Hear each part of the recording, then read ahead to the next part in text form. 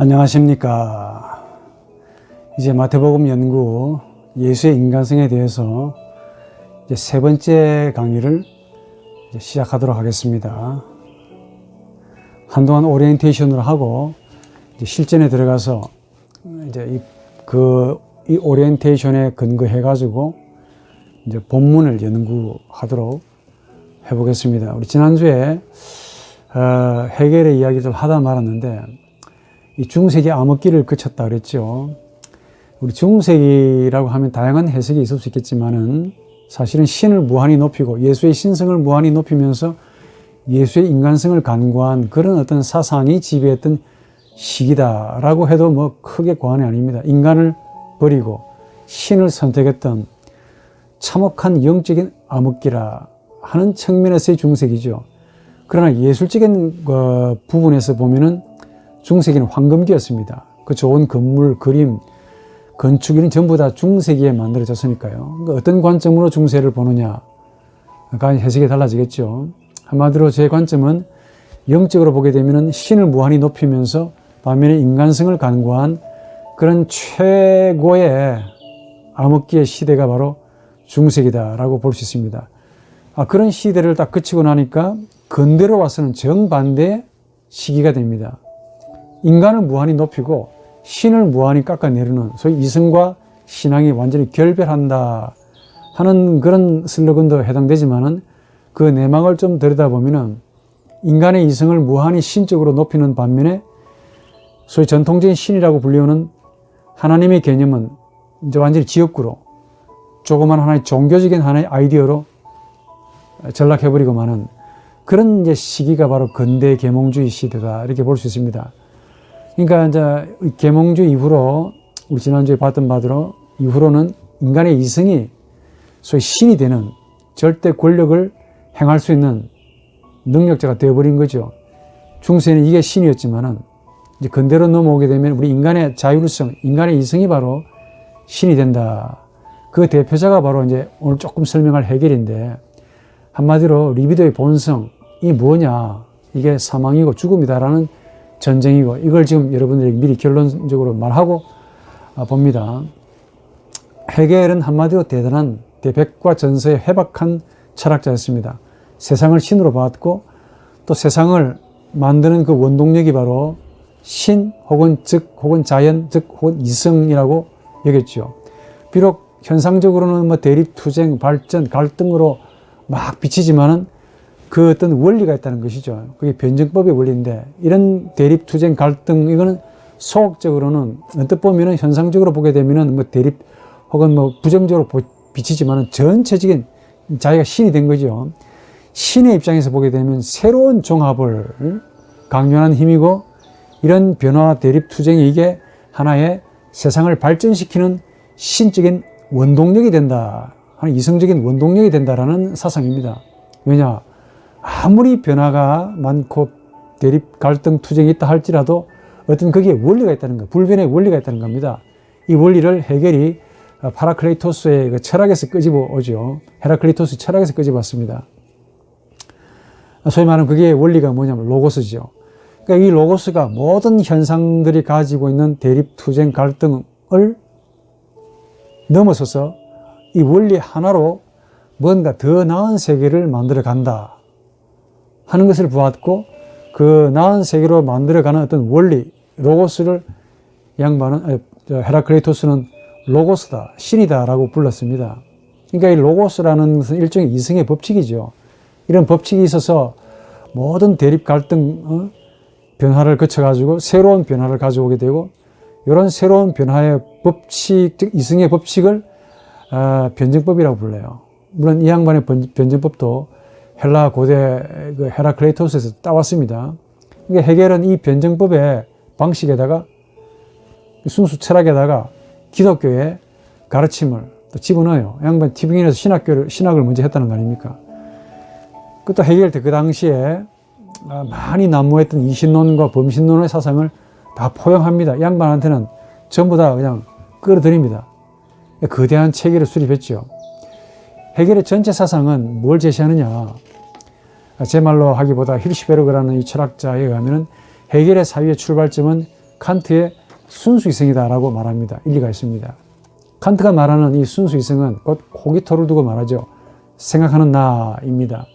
이때 순수이성이란 순전한 순수한 이성적인 것, 능력을 뜻하는데 순수한 것은 양반이 해결에 의하면 절대적인 거예요. 그러니까 순수이성이라는 것은 곧 절대적으로 이성적인 것이라는 뜻이기도 합니다. 그래서 정신이란 순수하게 절대적으로 이성적인 것, 그게 바로 신입니다. 신성. 이 순수이성이 신으로서 세상을 어떻게 신적으로 창조하고 또 그렇게 만들어진 세상은 또 얼마나 신적인가를 해겔이 이론적으로 로직이라는 로고스가 나오는 길을, 신이 나오는 길을 논리라고 그래요. 로직. 이런 논리학으로 또 설명해 줍니다. 근데 칸트의 신은 이성적인 법칙인데 이 이성적인 법칙이 순수하게 세상을 어떻게 창조하는가를 설명해 주었다. 칸트의 철학은 해겔은 이렇게 칸트에 의해서 창조되어진 세상이 또 얼마나 신적이냐, 이성적이냐, 순수하게 합리적이고 절대 정신적이냐를 이제 증명해 주고 있는 거예요. 칸트에 의하면 신은 순수이성, 즉 이론이성이죠. 이론이성으로는 도무지 증명이 불가능합니다. 그래서 물 자체로 남아 있죠. 오로지 실천이성으로만 신 존재가 가능하다라고 보았습니다. 신은 마치 물 자체와 같아서 인식의 대상이 안 됩니다. 다만 우리 인간의 행위 속에서 하나의 요청되는 신이다라는 식으로만 주장하죠. 칸트에 대한 이야기는 제 동영상이나 다른 책을 좀 참고하시기 바랍니다. 근데 해겔은 이런 식의 이원론적인 칸트의 생각을 완전히 또 부정하죠. 해겔이 취하는 방식이 뭐냐면은 칸트에 의하면은 뭐 물 자체 따로 있고 현상 따로 있고 이렇게 구분하는 것 자체를 우습게 여기면서 까짓 인간의 순수이성 자체가 신이라고 하자. 전부 다 신이다 이게. 나타난 바 된 신, 은폐된 바 신, 전부 신으로 하자 이겁니다. 그러니까 자연과 정신은 서로 분리되지 않습니다.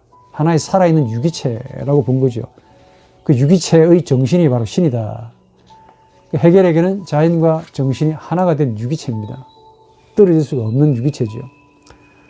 근데 무슨 말이냐면은 앞에 여기에 사물이 그 자체로 여기 있습니다. 근데 사물은 이미 죽은 물건이 아닙니다. 내가 아니더라도 다른 정신에 의해서 이미 사유가 된 물건이죠. 누군가에 의해서 사유가 된 정신의 산물입니다.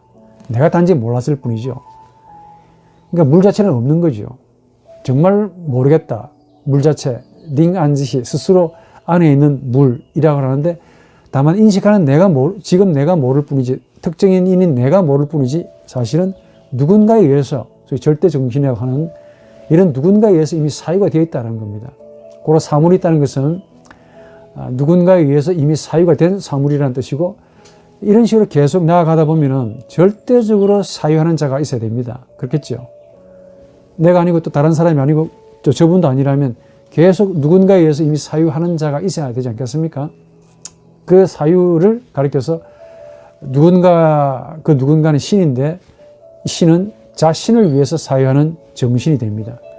그래서 해겔의 유명한 말이 나오는데 신은 사색하는 철학자 안에서 자신을 사색하는 존재다 라는 말을 합니다. 이게 언뜻 들어보면 궤변같이 들리는데 이 말을 여러분들이 이해하셨다면 해겔을 참 잘 이해하셨다고 보겠죠. 근데 이 세상에는 칸트가 말한 대로 물 자체 모르겠다 라는 부분은 없다는 겁니다.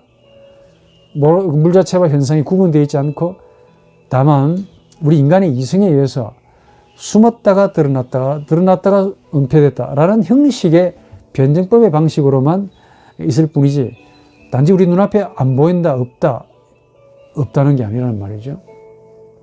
현상과 물 자체가 분리가 안 된다라는 사상입니다. 조금 달리 말하면은 여러분들 이해하실런가 모르겠는데 현상과 물 자체가 구분이 안 된다라는 말은 내세가 없다는 말이에요. 이게 결정적으로 해겔 철학에 한마디로 문제가 있다는 것이죠. 그래도 칸트는 물 자체가 있다는 그 말은 모르겠다라는 부분이 있다는 그 말이고 그 물 자체는 곧 신의 영역이고 모르겠다라는 그 말은 뭔가 신비한 구석에 남아있다는 것이죠. 그렇게 해서 이제 이게 신적인 영혼도 있고 불멸도 있고 뭔가 있어야 되는데 해겔에 오게 되면 물 자체 즉 현상 이렇게 나오니까 사실은 내세가 필요 없는 거죠.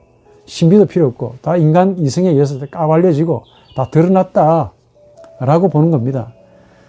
그러니까 이 헤겔에게 있어서 이성이란 인간의 이성만은 아니고 소위 순수한 이성이고 그게 바로 순수 의식 혹은 정신이라고 부릅니다. 정신이 뭐냐? 이 사람의 말에 의하면 순수하게 자신을 사유하는 능력이다라고 봐요. 그러니까 순수한 철학 안에서 자기 자신을 즐기는 것, 이게 바로 세계 정신이다라고 말합니다. 그래서 헤겔의 이 주석가 가운데 대부분은 이때 헤겔이 말하는 정신은 차라리 성경의 성령으로 해석하는 것이 좋겠다라고 해석을 하는데, 이런 해석도 제가 볼 때는 성령이 아닙니다. 성령을 잘못 이해하신 것 같아. 그러니까 성령을 잘못 이해하신 분들이 해석을 또 헤겔을 해석하면서 헤겔의 정신을 또 성령이라고 해석하시는 것 같은데, 딜타이 같은 철학자도 헤겔의 이 사상을 성령으로 봤어요. 그러면서 헤겔과 성경은 하나다라고 좋게 평가한 거죠.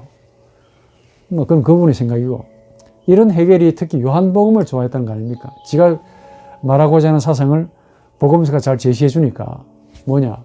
그게 요한복음에 보면 1장부터 쫙 신 나오죠. 정신, 진리, 사랑, 생명, 이런 것들이 많이 강조가 되어 있죠. 로고스가 많이 나옵니다. 태초에 로고스, 그 로고스가 신이었다라고 말하잖아요. 빛이 나오고 또 이게 육신을 통해서 나왔다. 이 말이 기가 막히게 헤겔에게는 헬라 철학을 통합하는데 기독교와 병합하기에 너무 좋거든요. 그래서 이제 어느 철학자에 따르면 헤겔이 25살 때, 올해 여러분 나이가 얼마나 되신지 모르지만 25살 때 예수의 생애를 썼습니다.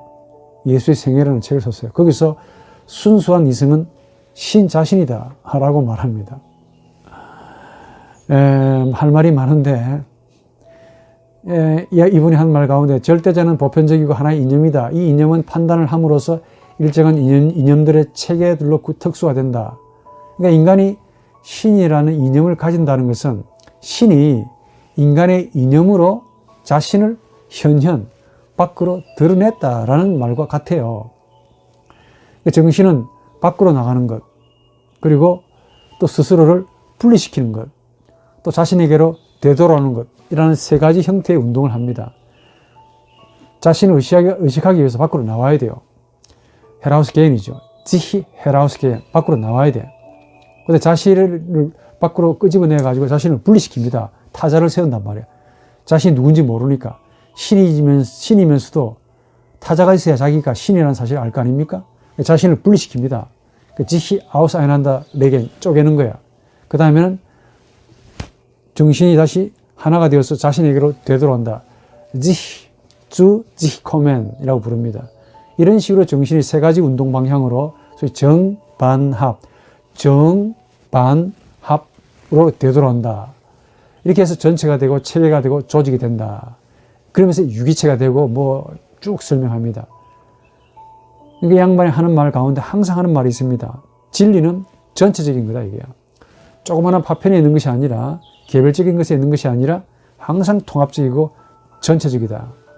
절대자는 전체 정신으로서, 순수하게 절대적으로 정신으로서 스스로 활동하고 스스로 자신을 끊임없이 의식하기 위해서, 신이라는 사실을 의식하기 위해서 발전, 변화, 어떤 방법으로, 변증법으로 하는 정신입니다. 이렇게 변증법에 대해서 설명하는, 그렇습니다, 그냥. 그래서 이제, 칼 베비트라는 이 철학자는 헤겔 전공자인데, 헤겔의 신에 대해서 이렇게 말하죠. 신이 자기 자신을 모르니까 스스로 신인 자신을 의식하기 위해서, 의식할 때까지 변증법이라는 방식을 통해서 부단히 자신에게서 나와서 분리시켜서 타자를 세우고, 그 타자를 통해서 또 대립 투쟁하면서, 이걸 현상이라고 그래요. 투쟁하면서 다시 주지히코멘, 자신에게로 되돌아오는 존재라고 풀이합니다. 딱 맞는 말이죠. 근데 거기서부터 이제 물질이 생기고, 자신이 나오면서부터 물질이 생기고, 정신이 생기고, 유기체, 식물, 동물, 인간, 학문이 생기고, 법, 인륜, 가정, 국가, 세계사, 예술, 문화, 마지막으로 철학을, 종교 위에 철학을 두었다는 거 아닙니까? 이래가지고 세상이 형성된대요. 그 세상의 형성은 신의 생명이다라고 말합니다. 그럼 결국 이 헤겔에게 있어서 신은 뭐냐? 세상의 원인이 아니고 오히려 세상이 신의 카우자 프리마가 되는 거죠. 잘 이해하시면은, 이 말을 이해하시면 헤겔을 다 이해하신 겁니다. 가장 세속적인 복음이라고 봅니다. 제가 볼 때. 하나님이 세상의 원인이 되어야 되는데, 성경은 그렇게 가르치고 있는데, 이 양반은 세상이 신의 원인이 되는 거죠. 그러니까 복음이긴 한데, 복음같이 들리는데 유사복음 혹은 세상적인 복음이다 라고 봅니다. 근데 그는 그게 중요하지 않습니다. 근데 문제는 이 양반의 그 독특한 아이디어가 담겨있는 이런 사상에서 국가이념을 이제 펼치게 되는데, 국가이념이 이제 하고 싶은 이야기입니다. 국가는 이 양반에 의하면 신의 현현이다. 전부 다 모든 것이 신의 나타난 바 된 것이니까 국가도 당연히 신의 현현이라고 봐요. 그러면서 그까지는 좋은데 조금 더 과도한 소위 그 자신의 그 망상을 드러냅니다. 뭐라고 말하느냐? 국가야말로 절대 궁극 목적인 신의 자유, 신이 자유로운데 신의 자유를 실현한 독립, 자주 독립의 존재이고 인간이 지니는 모든 가치와 정신의 현실성이다. 이게 바로 국가를 통해서 주어진다. 그 국가는 신의 정신이 지상의 모습으로, 국가라는 모습으로 나타낸 것이라고 말하죠. 국가는 신입니다. 완전한 유기체고 그 속에 뭐 법률이 있고 도덕이 있고 개인, 뭐 가족, 시민사회, 거대한 것으로 모든 걸 포괄하고 품으면서 그 속에는 각 개인을 인격으로 만들어서 조화를 해준대요. 굉장히 낭만적인 철학이죠. 그래서 국가는 살아있는 인격이다라고 말합니다. 양반이. 국가 정신은 각 개인의 신체의 영혼과 같다라고까지 말합니다. 이제 그러면서 조금 개인과 국가 간의 그 불협화음을 가지는데, 그러니까 개인은 국가 안에서 완성이 된다는 말이죠. 국가의 한 부속품에 불과하다라는 조금 비관적인 말로도 가능합니다. 국민 정신 안에, 국가 정신 안에 객관적인 정신이 스스로를 드러낸다 하는 말인데, 국민 정신을 가지고 소위 객관적인 정신, 신이 자신을 객관화시킨 그 정신은 조금 더 발전시키는 거예요. 한 국가에서 세계사로 더 나아가서 보편적인 세계 정신으로 확대시키는 겁니다. 발전시켜 나가는 겁니다. 그러니까 국가는 헤겔에 의하면 그 자체로서, 그리고 신 스스로를 위해 이성적인 것이라고 규정합니다. 충분히 이해하시겠죠? 그런데 좋아, 이까지도 봐줄 만해. 자신의 개인적인 철학이니까, 뭐 삶의 철학이니까, 뭐 하다못해 뭐 개똥 철학도 철학이지 않습니까? 나름대로 무지한 사람도 철학을 다 가지고 있는데 공부를 이만큼 한 사람이야 뭘 못하겠습니까? 머리 가지고 사유하기를 직업주의를 하는 사람이야. 그것까지는 좋은데 이때 말하는 국가가 뭐냐를 더 분석해서 찾아보아니 이 양반은 1821년에 지금의 독일이죠. 프로이센 독일 국가가 바로 신의 가장 완전한 모습으로 현현된 유기체의 정신이다라고 말합니다. 이게 문제지. 독일 국가에서 영이신 하나님이, 신이 드디어 자신을 의식했다는 거예요. 아, 맞네. 이 독일 국가가 내가 가장 현현하게 가장 좋은 내 신의 자유, 신인 나의 자유를 완전히 실현할 만한 가장 좋은 이상적인 국가다라고 했다는 겁니다. 헤겔에 의하면. 그래서 이제 프로이센이라는 독일 국가라는 몸을 입고 본인이 신이 몸을 입고 현현했다라고 말합니다. 그럼 이상하죠? 그러면 이 과정에서 이 프로이센이라는 국가가 형성되기까지 전쟁도 있었고, 불화도 있었고, 갈등, 대립, 추함, 악함, 살인, 이런 모든 그 죄악들은 어떻게 되느냐에 있는데, 이렇게 말합니다.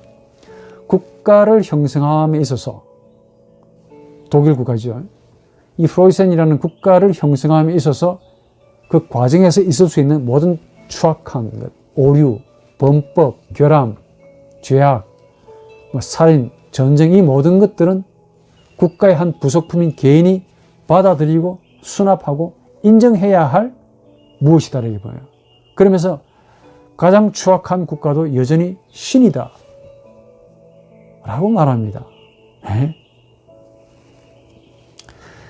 바로 이 양반 이 점 때문에 훗날에 니체가 등장해서 헤겔의 세계사로 인해서, 이런 세계사의 이해로 인해서 니체가 히메르 의지의 철학을 만들었다라고 말하지 않습니까? 모든 게 신이다라고 말해버리면 반드시 반작용, 안티테제를 받습니다. 심지어 이런 헤겔이 오지랖 넓게도 이 삼위일체도 또 주장합니다. 왜냐하면 자기 생각하고 딱 맞으니까. 성부는 순수 추상적인 절대 이성으로서의 신이야. 무한자니까.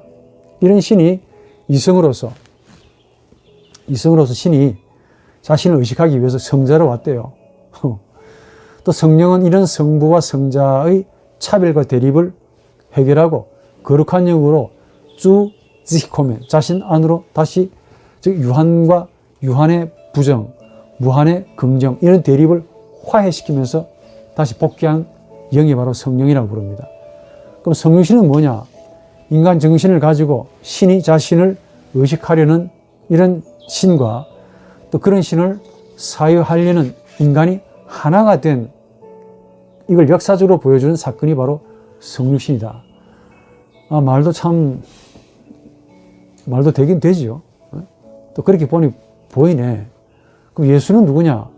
절대 정신이 인간의 자의식의 실현에서 도달한 지점이 바로 예수라는 겁니다. 즉 예수는 우리 구세주 예수가 아니고 신과 인간이 하나라는 사실을 깨달은 자에 불과합니다. 신성과 인간성은 본질이 다르지만은 궁극적으로 인간성이 신의 영원한 생명의 한 표현이고, 인간성은 신성에 나타난 바 된 어떤 성질이다를 증거한 자가 바로 예수래요. 증명해 주는 자가 바로 예수랍니다. 예수는 우리의 어떤 구세주 주인이라는 의미보다는 신과 인간의 그 일치하는 사건이고, 또 신이면서 인간일 수 있다라는 사실을 깨달은 자, 즉 화해의 변증법의 원리를 깨달은 자다라고 말합니다. 그래도 이 헤겔은 역사적 예수를 믿었다는 거 아닙니까? 믿고 싶어서가 아니고 이런 자신의 철학을 위해서 역사적 예수가 반드시 있어야 되는 거야. 그러나 아이러니컬하게도 헤겔 이후에 신학자들은 역사적 예수마저도 부정해요. 이런 헤겔의 사상에는 타락도 나옵니다. 절대 정신이 독립적으로 그리고 역사적으로 자신을 의식하는 과정에서 반드시 나타나야 할 필요악, 이게 타락이랍니다. 운동입니다. 필요하대요. 자신이 밖으로 나와야 되잖아요. 신이 자신 안에 머무르 있으면 자신이 누군지 모르니까 헤라우스계에 나와야 됩니다. 헤라우스 트레텐. 딱 나오게 되면 이게 나오는 것 자체가 신의 입장에서는 이게 타락이 되는 거죠. 그럼 십자가 죽음이 뭐냐? 이 절대 정신이 유한성을 취해서 추상적인 자신을 죽이는 것을 십자가 죽음이라고 불러요. 여러분, 이거 좀 상세한 사항은 제 저서인 신의 죽음과 하나님의 실제성이라는 제 책이 있습니다. 마틴 루터의 시의 십자가 죽음을 가지고 헤겔이 멋있게도 이렇게 해석을 하고 다녔다는 거 아닙니까? 너무 닮았기 때문에 제가 세상적인 복음 혹은 유사복음이라고 이야기합니다. 그러니까 헤겔에 의하면 십자가 죽음은 슬픈 일이 아닙니다. 신이 자기 자신을 의식하기 위해서 당연히 육을 입고 와야 되고 또 죽어야 돼요. 죽어야만이 영으로 다시 자신에게로 복귀하는 하나의 필연적인 과정인데, 이게 중세 기독교나 헤겔 당시에 이 독일 기독교가 이걸 한번 감정적으로 해석했다는 거야. 그래서 아이고 우리 하나님이 어떻게, 예수가 어떻게 나 십자가에서 못 박혀 죽었을까, 얼마나 아프실까, 얼마나 힘드실까라고 감정적으로 해석을 했다는 겁니다. 사실 이런 점은 헤겔이 또 잘 봤다고 볼 수도 있겠죠. 우리도 카프라이탁이라고 이 순환일이 되면 막 울잖아요. 우는 이유가 뭐냐? 예수가 얼마나 아팠을까, 얼마나 손과 발에 못이 박혀서, 이런 감정적으로 해석해서 설교하시면 안 됩니다. 헤겔이 웃습니다. 이러되 헤겔에 의하면 십자가 죽음은 반드시 필요한 거예요. 울 필요가 없는 거지. 신이 자기 자신을 나와서 화해하고 다시 자신에게로 들어가는 과정에 있어서 반드시 죽어야 되기 때문에, 그것도 십자가라는 죽음을 통해서 완성해야 되기 때문에, 부활이라는 이런 완성이 있기 때문에 그 과정에서 필요한 건데, 이걸 막 운다, 슬퍼한다, 헤겔에 있어서는 비웃음이죠. 근데 부활이 뭐냐? 절대 정신의 그 역사적인 실현입니다. 이 양반도 부활을 믿었다는 거 아닙니까? 믿고 싶어서가 아니고 자신의 사상을 위해서 필요하니까 믿은 거예요. 즉 유한성은 무한성의 한 부분이고 또 유한성이 무한성을 보여주는 하나의 나타남받은 현현이다. 그러니까 유한자의 관점에서 보면은 죽음이지만은 무한자의 시각에서 보면 그게 필연적이다라는 사실을 보여주는 게 바로 부활이라는 겁니다. 즉 신의 자신을 생성시키고 또 자신을 의식하고 마지막으로 자신에게로 복귀한다는 점을 가르쳐 주는 거죠. 신은 자기 자신에게 있지 않고 성육신이라고 자기 자신을 탁 나와가지고 또 십자가 죽음이라는 이런 그 자기 자신과의 분절, 대립 투쟁을 겪어서 부활이라고 하는 이런 완성, 생성, 새로운 자신을 완성시키고 마지막으로 복귀시켜주는 이런 과정으로서의 이런 신학적인 모든 이야기를 갖다 붙이는 겁니다. 뭐 해결 강의를 하고자 하는 것도 아닌데 결국 뭐냐면은 인간은 예수처럼 곧 신의 현현이다는 겁니다. 인간 각자가 바로 예수라는 거죠. 신이 인간이 된다. 되어진 인간은 곧 신이다. 즉 정확하게 말하면 인간이 신이다라는 뜻이죠. 그것도 이성의 능력으로 충분히 가능하다라는 말입니다. 인간이 신이라는 말은 인간의 이성은 곧 신의 능력이 된다라는 셈이죠. 그래서 해겔의 비평가들이 해겔을 죽고 난 다음에 얼마나 많은 비평가들이 동일하게 이구동성으로 해겔의 정신이 신이 되었다 이게. 해겔의 정신이 해겔 자신이 신이 되었다라고 비웃습니다. 실제로 뭐 그렇게 됐다는 게 아니고 그렇게 보는 해겔 자신의 1.5kg밖에 안 되는 그 머리에서 나오는 아이디어가 바로 신이다라고 비웃는 거야. 자, 이까지도 들어줄만 해요. 그런데 이런 해겔의 철학이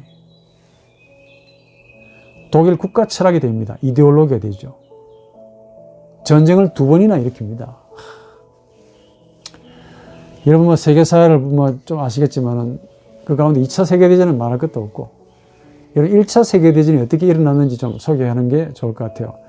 다른 교회에서도 특강을 좀 설명했는데 그 당시 기독교 유명한 우리 교리사가였던 아돌프 하르낙이라는 분이 있습니다. 양반이 1900년도에 Das Wesen des Christentums 기독교의 본질이라는 책을 강의를 해가지고 대히트를 쳤습니다. 세계적인 스타가 됐습니다. 제가 1900년도에 나온 초판은 없지만은 1901년도에 나온 2판은 가지고 있습니다. 저도 놀라운데 놀래주셔야 되는데 이 하르낙이라는 기독교 신학자가 뭐라고 했냐 그 책에서 강의에서 뭐라고 했냐 이렇게 말합니다. 동방의 기독교 헬라죠. 헬라 기독교가 그리스적인 기독교이고 서구 그 중세 서구의 기독교가 로마적인 기독교래요. 양반에 가면은 기독교라면은 종교개혁의 기독교는 독일식의 기독교다 라고 이야기합니다. 칼빈은 루터의 제자였고 계속 나옵니다. 독일 사람들은 종교개혁을 통해서 일반 교회에서 안으로 들어가는 단계를 가지게 됐다. 이 무슨 말이냐면은 독일인에 대한 강렬한 보수적이고 강렬한 이 희구, 강렬한 그 사랑, 무한한 애정, 해겔과 똑같습니다. 무한한 애정을 담고 있는 거야. 독일이 최고라는 거죠. 세계사를 보면 참 독일의 역할이 크긴 컸습니다만 이 독일 정신이 최고의 정신이라는 거지. 알게 모르게 이 해겔에 발을 많이 담궜습니다. 신학자가 되면 뭐 하겠냐고. 객관적인 정신을 잃어버리고 빠져버립니다. 무슨 말이냐. 종교개혁은 기독교를 독일의 종교로 만든 개혁이래요. 아마 이렇게 또 보는 사람도 있는가 싶어요. 종교개혁이 독일을 세계적인 기독교를 독일의 종교로 만들고 또 독일의 국교로 만든 최고 좋은 개혁이랍니다. 하르낙이라는 양반이. 그만큼 하르낙은 자신의 조국인 독일을 소중하게 여기는 진보적인 그런 신학자였죠. 어떻게 보면 이 보수적인 신학자라도 할 수 있겠죠. 우리 한국에 이런 분들 많습니다. 신학자이면서 목회자이면서 하나님의 말씀을 제대로 안 가르치고 정치의 기웃, 여기의 기웃, 땅의 기웃, 권력의 기웃, 국회의원의 기웃, 돈의 기웃 하는 사람들 보다는 그래도 이 양반 학자니까 좀 나은 편이죠. 그 당시 하루나게의 그 시대 때 황제 이름이 1차 세계대전을 일으켰던 빌헬름 2세입니다. 양반이 하루나그를 보고 참 마음에 들었던 거예요. 헤겔도 마음에 들었고 하루나그 더 마음에 들었고 헤겔이 없잖아요 이제. 그래가지고 비서를 보내가지고 자네 나하고 한번 밥 한 끼 하자. 뭐 라면을 먹었겠지요. 뭐 집까짓게 황제한테 가서 뭘 얻어 먹었겠습니까? 황제가 둘둘 말아주는 라면 한 그릇 먹고 황제가 하루나그에게 부탁을 합니다. 부탁이라기보다 명령이죠.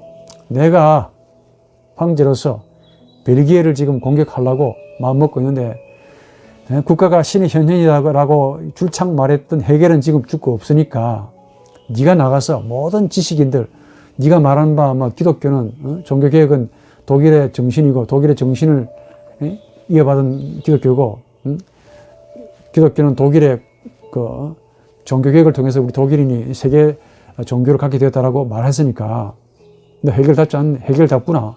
가서 지식인들에게 전쟁이 신의 뜻이라는 사실을 확인해주는 서명을 받아오라고 그랬습니다. 지시를 했습니다. 한 번 더, 이 해겔의 국가 철학에 따르면은 국가는 뭡니까? 절대 정신인 신이 자신을 지상에 내 보여주는 하나의 현현이라고 그랬죠. 국가는. 그럼 그 국가의 주인이 아닌데 민주국가가 이전에 황제, 국가의 황제는 뭐냐? 신의 대리자가 되는 거예요. 그러니까 황제의 의지는 곧 신의 의지라고 헤겔이 줄창 썰 풀고 다녔거든. 그러니까 정치 지도자 입장에서 볼 때는 헤겔의 철학은 기가 막히게 좋은 이데올로기죠. 써먹기 너무 좋은 거죠. 황제가 무슨 생각을 하든지 간에 신이 이 황제의 생각을 가지고 자신을 드러내는 신의 의지니까. 여기에 또 동조해주는 하루나기라는 이런 어영부영한 이 어선풀이한 이런 신학자가 또 이렇게 스타가 되어주니까 좋지요. 그래가지고 이 양반이 하루나기 돌아다니면서 그 당시 대부분의 지식인들, 철학자, 신학자 할 것 없이 물리학자 혹은 인문자인과학자 할 것 없이 전부 다 압박을 가해서 서명을 받아줬습니다. Yes, sir. 막걸리 한 수발에 그냥 넘어간 거야. 황제가 부탁하네. 너무 기분 좋지. 일개 신학자인 내가. 이런 거 보면 참 신학자의 그 영혼도 리비도가 있어가지고 감당을 못해. 힘의 의지에 똘나이가 됩니다. 그래가지고 당시에 내노라는 모든 지식인들을 협박 회유해가지고 자그마치 93명의 최고의 그 석학들의 서명을 받아주었습니다.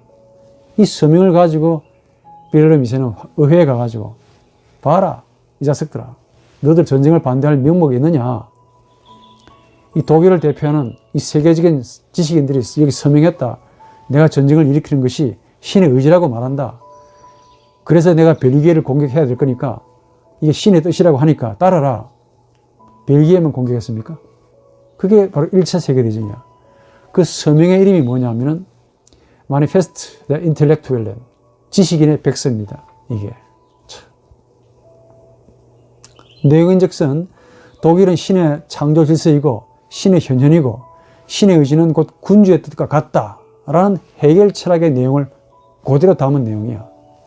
독일이 벨기에를 침공하고자 하는 이 황제의 의지가 곧 신의 의지고 뜻이다. 군주의 생각은 곧 신의 나타난 바 된 의지다, 뜻이다. 라고 했다는 거 아닙니까? 거기에 얼마나 많은 사람들이 미친 자처럼 서명을 해줬습니다. 하루나기 첫 번째고, 두 번째 헤르만, 이게 칼발트나 이 에밀 브룬너, 불트마의 스승이야. 그 1911년도에 바울선 데이스만이라는 사람이 있어요. 아돌프 데이스만, 이 양반도 되게 유명한 사람이었습니다. 다음에 역사가, 나우만, 교리사가 제베르그 양반도 되게 훌륭한 사람인데, 책만 잘 쓴 거지.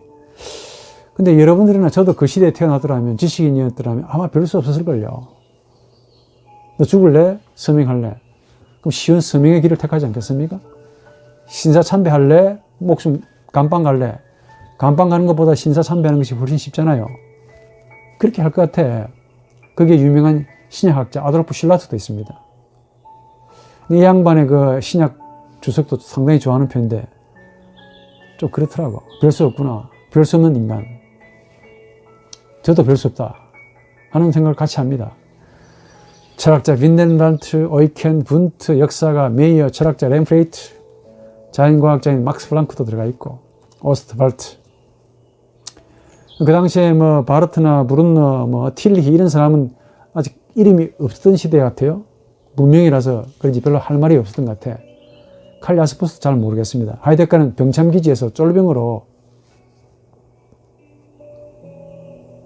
하고 싶은 이야기가 뭡니까, 교수님? 예. 이 전쟁으로 얼마나 죽은지 아십니까? 사람이. 독일에서만 200만 명, 러시아에서 170만 명, 프랑스에서 140만 명, 오스트리아, 헝가리에서 120만 명, 영국에서 90만 명. 아, 양반들아 좀 놀라주세요. 이 자그마치 단위가 100만 명 단위지 않냐. 지금 우리 이 바이러스로 몇만 명 죽었습니까? 전 세계적으로. 100만 명이야. 수백만 명이 죽었다니까. 남자들이 다 죽고 나면 여자들은 과부가 되잖아요. 얼마나. 1차 세계대전만 해도 이렇게 아픈데 이런 된장 해서 미안합니다. 뭐 청국장으로 바꿉시다. 2차 세계대전이 또 일어나네. 이 양반이 이건 이 히틀러라는 이 양반은 이 또라이도 아니고 또 이 양반이 헤겔의 국가 철학을 이용해가지고 국가 이데올로기를 삼아서 나를 따르라 해가지고 전쟁을 일으켰는데 2차 세계대전은 1차보다 더 많은 사상자가 났다는 거 아닙니까? 통계상으로 정확한지는 모르겠으나 2,500만 명의 정도가 죽고 다쳤다는 거죠. 전 세계가 폭삭했습니다, 솔직히. 그 후유증을 극복하는데 자그마치 100년이나 걸렸다는 거 아닙니까? 거의 100년씩이나. 그러니까 100년마다 한 번씩 전쟁이 나는 게 아닌가 싶을 그런 불안한 마음이 든다요. 지금 무슨 말 하고 싶으냐면은 이런 일련의 전쟁사, 전쟁의 역사, 혹은 세계 역사, 혹은 교리의 역사도 포함됩니다. 기독교의 역사도 당연히 포함되고 이게 우연이 아니라는 사실을 말씀드리기 위함이야.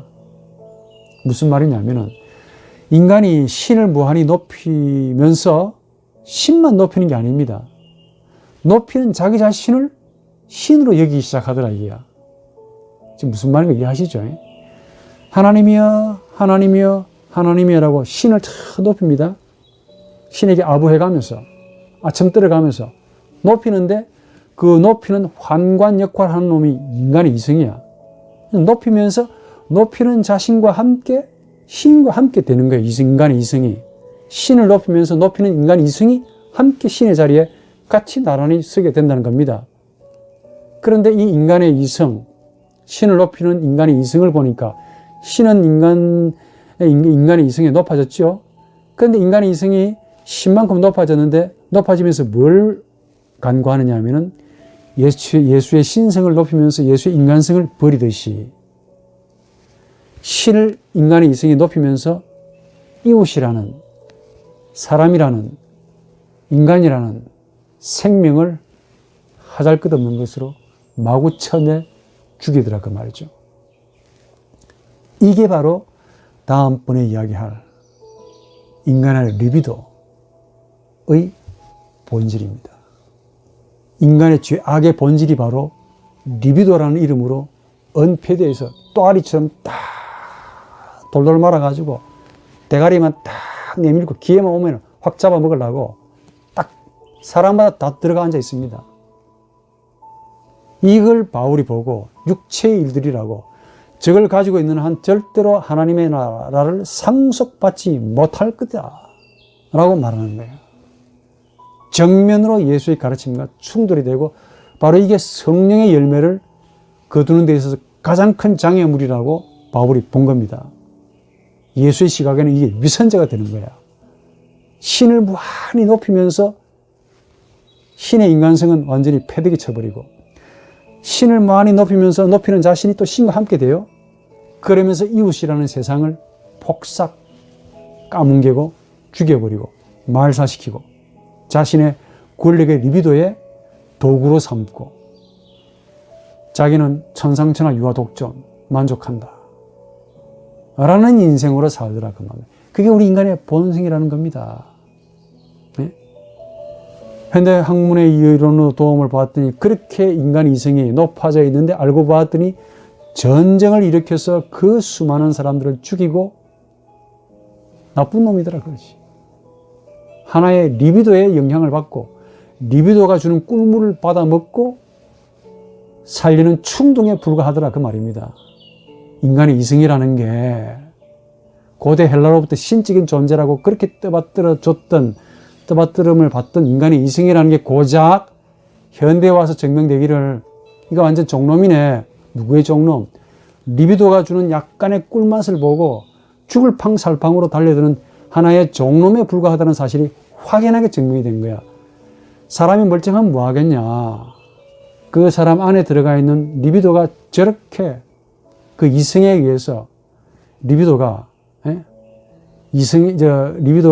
이성을 지배하면서 이성을 종놈으로 부려먹고 앉아 있는데, 그러니까 사람이 군주가 되어, 저런 인간이 군주가 되어서 얼마나 많은 사람을 죽이고 악을 행하면서도 그게 필요하대요. 이따위 짓의 행위를 하고 있더라고요.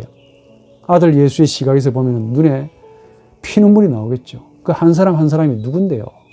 바로 그 한 사람의 죄악을 위해서 예수가 기꺼이 죽어주셨는데, 중세기, 근대기, 현대에 들어서서 이런 소위 인간 말종에 해당되는 인간의 이성이, 즉 리비도의 본인 개인 무의식에 해당되는 그 리비도의 꿀맛을 본 권력의 의지, 힘의 의지가 인간의 의식을 지배해서 세계 전쟁을 일으키면서 나를 따르라 라는 미치광이 이성의 광기를 부리고 앉아 있으니까. 근데 거기서 나온 게 바로 이성의 광기입니다. 원래 이 광기라는 말과 이성은 어울리지 않는 말이에요. 이성은 합리적이고 냉철하고 판단하고 분명하고 명석하고 그렇게만 가르쳤는데, 이거 알고 보니까 광기네 이놈 이거. 바로 그겁니다. 사람을 미워하자는 게 아니고 그 사람 속에 들어가 앉아 있는 인간의 악, 리비도, 의식, 무의식, 힘의 의지, 이런 것들이 바로 무서운 놈이라는 거지. 이런 죄악을 가지고 있습니다. 그러니까 이런 죄악을 가지고 있으니까, 이런 사악함을 가지고 있으니까 지금도 여전히 어때요?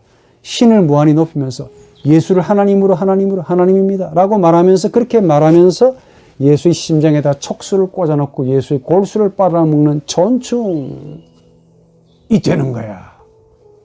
이단들도 그렇고 소위 정통이라는 간판 아래서 온갖 횡포를 다하고 성도들이라 죽든 말든 그렇게 몰아되는 그런 이성의 광기, 신학적인 신조의 협조나 도움을 전혀 받지 않고 자신의 삶의 철학을 가지고 해결과 똑같네, 그렇게 밀어붙이는 그 광기나 별반 차이가 있느냐 그 말이야. 한 가정에서의 이성의 광기나 국가 지도자의 이성의 광기나 똑같습니다. 자기가 필요한 것은 신이라고 한다면 신을 무한히 높이면서 인간을 사랑했던 하나님은 배제해버리고 이웃은 갖다 내버리고, 이게 기독론으로 오게 되면 예수는 신이다 하나님입니다 라고 고백하면서 예수의 인간성을 갖다 내버려. 그러니까 강도 만난 자를 완전히 무시해버리고, 강도 만나 그반 죽게 된 자를 한 번 더 발로 밟아 완전히 사건 재건해버리는, 뿌리까지 없애버리는 이런 못된 죄악을 저질러고도 천국 가겠다고 교회 지발로 들어오네. 나 예수 믿습니다라고 지발로 끄떡하고 고백한다 이게야. 사악한 거지. 이게 위선자지. 그렇지 않습니까? 그래서 저 같은 사람이 예수의 신성이 중요하다면 그게 걸맞게 우리 주님의 인간성도 중요하다. 하나님이 하나님이라는 사실을 드러내는 것이 중요한 것도 있지만은, 그 하나님이 세상을 사랑하신다. 당신네들이 버려야 할 세상이 아니라 하나님이 사랑하시는 세상이다. 세상을 향한 하나님의 신성이 되어야 되고 이웃을 향한 예수의 인간성이다 라는 사실이 강조가 될 필요가 있다는 겁니다. 적어도 마태복음에서는 이게 분명히 드러나는데 어느 순간인가 해석을 잘못했는지는 모르지만은 빼먹었다 이게.